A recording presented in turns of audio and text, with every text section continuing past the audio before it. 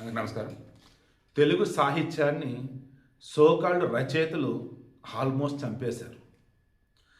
పల్లెల్లో మాట్లాడిన పచ్చి బూతులని పాటలలో పెట్టి దానినే సిటీల్లో ఉండే అమాయకుల చేత పాడించి అనకూడదని ఇళ్లలో బయట ఖాళీ ఉన్న ఆడవాళ్ళ చేత దానికి రీల్స్ చేపించి చివరికి పద్ధతిగా గుడిలో వేద మంత్రాలు పఠించేటువంటి వాళ్ళ చేత కూడా ఆ బూతు సాహిత్యాన్ని సూపర్ సాంగ్ అనే విధంగా చేసేసారు.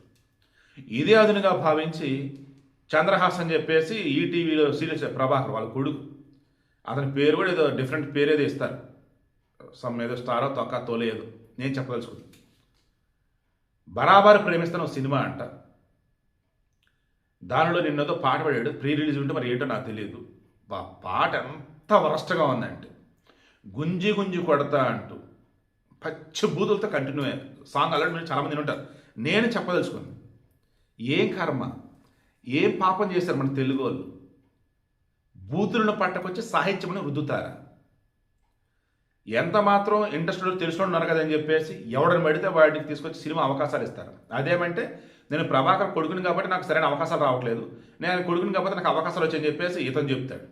ప్రభాకర్ వచ్చి ఏమంటున్నాడు, నా కొడుకు కష్టపడి ఎదుగుతున్నాడు, వాడు ఎంతమంది ట్రోల్ చేసినా ఓకే, ఇప్పుడు వాడు కష్టం చూడండి అంటాడు. ఏం కష్టం చూడాలి? బూతుల్లో పట్టుకొచ్చి సినిమా పాఠం చెప్తే చూడాలా? రాసుడికి బుద్ధి లేదు, మ్యూజిక్ డైరెక్టర్ సెన్స్ ఉండొద్దు, పోనీ డైరెక్టర్కి నిర్మాతకి సెన్సర్లకి ఒక పెద్ద దండం, వాళ్ళు ఉన్నా లేకపోతే లేకపోయినా ఒకటే. మరలా చెప్తానండి, తెలుగు సాహిత్యాన్ని ఇప్పటికే చంపేశారు. ఇంకా ఎక్కడ కొన ప్రాంతం ఎక్కడ చోట బతికుంది, దాన్ని కూడా ఇంకా చంపకండి. ఈ జనరేషన్ నుండి వాళ్ళు ఇప్పటికే బూత్ ఏంటో నార్మల్ ఏంటో తెలుసుకోలేకపోతున్నారు. మెంగటం అంటే ఒక బూత్ అయిపోయింది, సరుకు అంటే బూత్ అయిపోయింది, సామాన్ అంటే బూత్ అయిపోయింది. ఇలా చెప్పుకుంటూ పోతే ఛీ నాకే కంపరం ముడుతుంది. ఎవడ్రా బాబు అసలు ఆ సాంగ్ రాసినాడు, ఆ సాంగ్ను వచ్చేసి మరలా సినిమాలో పెట్టిన వాళ్ళు పచ్చి బూతులు. అసలు ఈ జనరేషన్ వాళ్ళని చెడగొడటం కోసమే రీసెంట్గా కొంతమంది సినిమాలు తీస్తున్నట్టు ఉన్నారు. ఏం బతుకులరా బాబు మేము? అసలు సెన్సర్కి బుద్ధి లేదు. మీ ఇంట్లో ఆడవాళ్ళు ఉన్నారు, వాళ్ళని అడగండి. అసలు నిజం చూసే వాళ్ళు ఉన్నారు కదా చెప్పి రకంగా వాళ్ళు తెగబడుతున్నారు.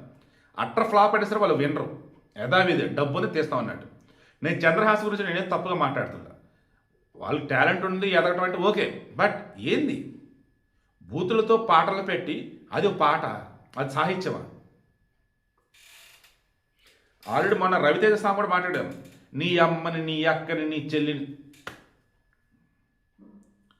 ఇట్లాంటి దౌర్భాగ్యం చూస్తూ తెలుగోళ్ళమని చెప్పుకోవాలన్నప్పుడు సిగ్గుపడుతున్నా, నేను బాధపడుతున్నా.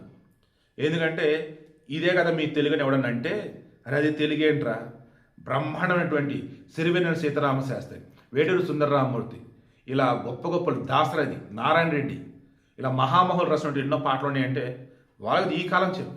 అనంత శ్రీరామ్, చంద్రబోస్, ఇంకా చాలామంది, భాస్కర భట్ల, కందికొండ ఉన్నారు.